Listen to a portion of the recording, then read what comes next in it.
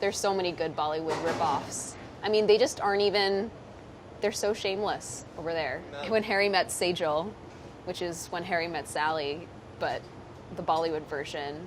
And then there's Partner, which is Hitch. There's Krish, which is Superman.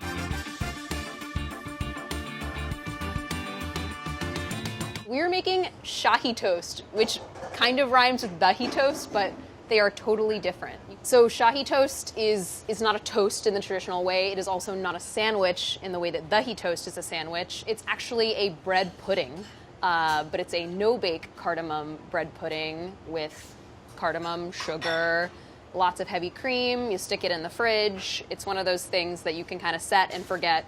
Very easy to put together. People love it. You cover it with pistachios. It's great. Well, first of all, the bread that you're using is white bread. And when they ask me, like, how white is the white bread, like, think, like, cast of Friends, Mumford & Sons concert, like, this is how white you want your bread. Someone who was recipe testing this dish asked me if they could use Uncrustables, to which I was like, are you a monster? Who is buying Uncrustables? Please stop buying Uncrustables. Back to this Mumford & Sons white bread over here. Okay, so you're gonna need 5 slices. So we're gonna first just take the crusts off these. I would say do it with a knife to make it as angular as possible, though if you don't care how it looks, you can just rip it right off. My mom, have I mentioned this, that my mom over Thanksgiving told me that I'm destined to have bad knife skills because I'm a left-handed person? Like, she's like, lefties can't operate a mandolin, they can't cut stuff, like kitchens are made for right-handed people. We're cutting each of these breads into fourths. So again, you're gonna try to make as uniform squares as possible. You wanna make this look nice and neat. This is really, if you're super neurotic, this is a great exercise. So one thing that I realized when as we were talking, Tommy, is that I don't actually know what the Shahi in Shahi toast means. It's S-H-A-H-I, but I truly have no idea. Like, it's not a Hindi word I know of. I think it must refer to a name or something. But I don't know what it means. Is there someone you that might know what that means? Let's see. Dad will pick up. He always picks up. Hey, hi, Priya, baby. What's Hi, up? Daddy. Good. How are you? We're making Shahi toast. But I had a question. I realized I didn't even look this up when I was writing the cookbook. What does the Shahi in Shahi toast refer to? It means royal. There we go. In Hindi? Yeah, Shahi means royal in Hindi and Urdu. But it's an Urdu word. Okay, it's an Urdu word. Okay. Why is it called royal toast? I don't know. Some creative chef, came up with the name, Oh, so it's just like a branding thing. This wasn't like served to royals in India? No, it's somebody being... All right, Daddy. I'll call you later. Thank you, Right, Mr. all the Krishna. best. Good luck. Bye-bye. Bye. Bye. I remembered while talking to my dad that the other name for Shahi toast involves one of my favorite words in Hindi, and it's Shahi ka tukra. And tukra is the word for just like little piece. And so I am notorious for like stealing people's bites of people's everything. And so I'm always like, can I just have a little tukra? Because it sort of softens it. It makes it sound a little cuter. Like, I just want a tukra. Instead of like, can I have a piece of that? Or like, you gonna finish that? I just want a tukra. Okay, so we're gonna move this patchwork of white bread over here, and I'm just gonna neurotically do it in this exact order because, I don't know. All right. I love cardamom so much. It's like one of my absolute favorite flavors. It has this sort of flowery, naturally sweet, really heady flavor. It's super aromatic. A little bit goes a long way. So while at a lot of grocery stores you'll find cardamom as like a ground up powder, I really like buying it as these whole green pods. I think that's how you're getting the most flavor, the most aromatics out of your cardamom. And just in general, whole spices make a world of difference. Like if you can buy something whole, buy it whole, get a mortar and pestle, get a spice grinder, do it yourself. It'll always make a world of difference, especially with Indian food, but honestly for any food. And they're great. It's like a natural gum or like a digestif. You just do it, pod and everything. Ooh, these are good ones. These are like nice and fresh. So we're gonna crush 4 of these in a mortar and pestle. which this is excessive. So all we need is the seeds from this. So what we're gonna do is just crush this until the shells come out, then take out the shells and then crush the seeds. So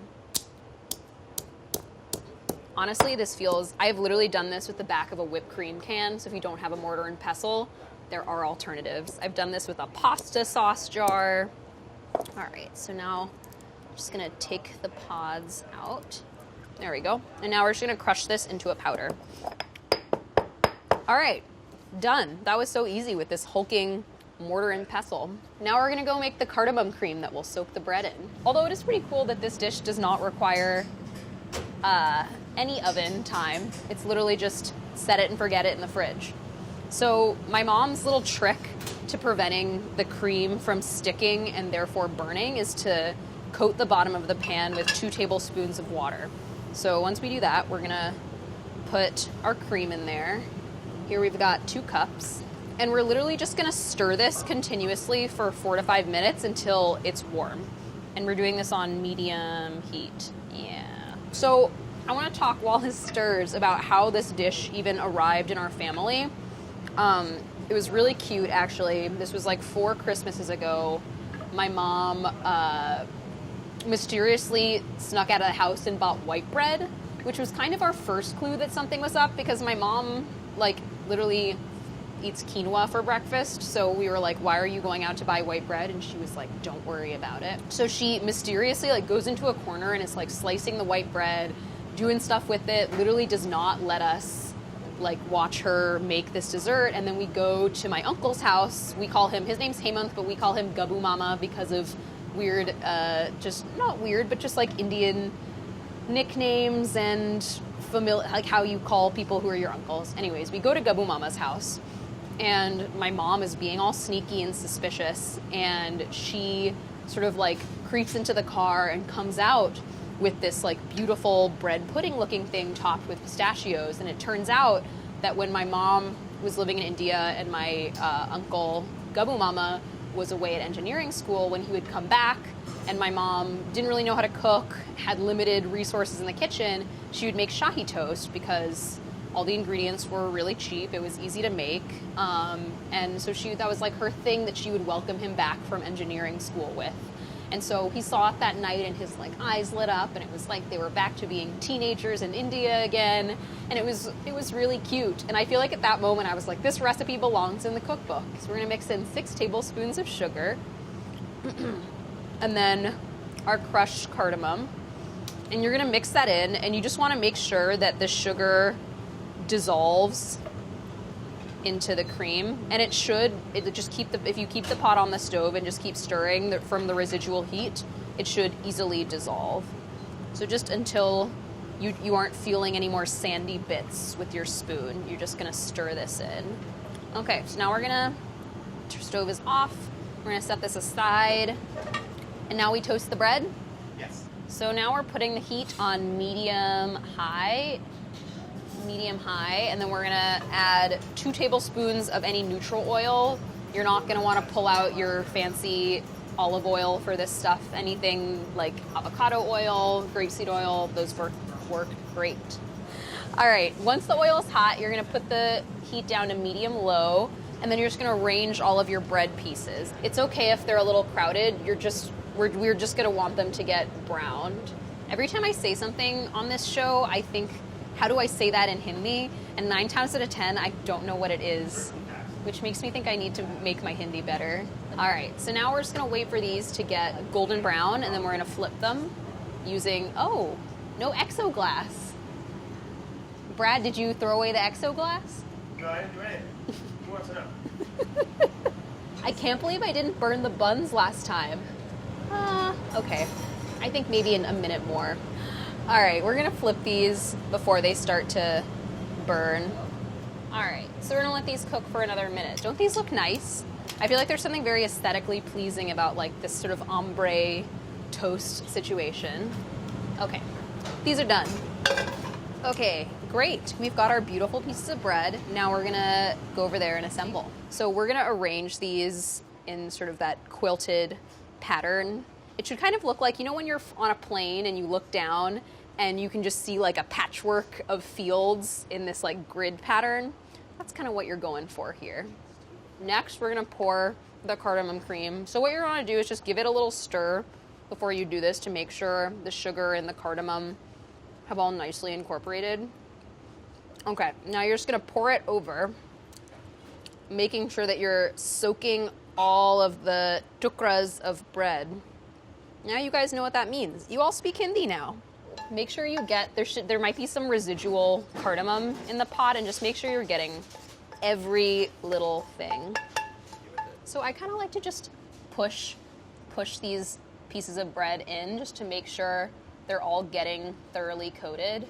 This is sort of just one of my little tricks, because you want everything to be nice and soaked up and drippy. We're gonna cover this in plastic wrap, throw it in the fridge for 8 to 12 hours. Overnight is ideal, and then it'll be ready to garnish and eat. See, it's the same thing 12 hours later. Ooh, it's cold. This has honestly been one of my dreams, is to do one of those like, now I'm gonna put it in the oven and magically I'm gonna take it out and it's done. And we just did that. It's just, this is sort of, you can kind of feel if you jiggle it, like the cream and the bread has sort of become one. Like the bread has sort of fully soaked up these bits of cardamom, but there's still some cardamom left over. That's exactly what you want. All right, now it's the last step. Wow, this was so, I always forget how easy this dish is. So you're just gonna top it with 2 tablespoons of crushed pistachios. Just gonna make it look really pretty. So this is very easy to serve. You're just gonna, don't be afraid to break the patchwork, because see, this cuts really easily. So you're just gonna cut a little piece and then give yourself a little bit of that extra heavy cream. When my mom and I first made this recipe for my cookbook, we used regular milk and cooked it down. And not only did that take long, but it just didn't taste as rich. And then we made it with heavy cream and we were like, we are here for this. All right, I'm just gonna eat this, cool to eat. All right. Oh, I wish my mom and Gabu Mama were here. Just imagine you're in New Delhi and your brothers just come home from engineering school. Oh my God. I haven't eaten this in a while, so I'm like, I forgot how delicious this is. Oh man, the white bread really is key. The white bread just gets so soft, but not soggy. The cream is nicely infused with the cardamom. It's sweet, it's not too sweet, it's aromatic, it kind of melts in your mouth. I would say this is dessert. If you really want to like ball out for breakfast, I would say yes, of course. Like have Shahi toast. It's got bread, it's got a dairy-based product. I guess it has all of the makings of a really good breakfast, I suppose. But this is dessert. It's bread pudding. It's also the only reason that white bread would ever be in our house in Dallas, is to make Shahi toast, and it is the worthiest use for white bread that I can possibly think of.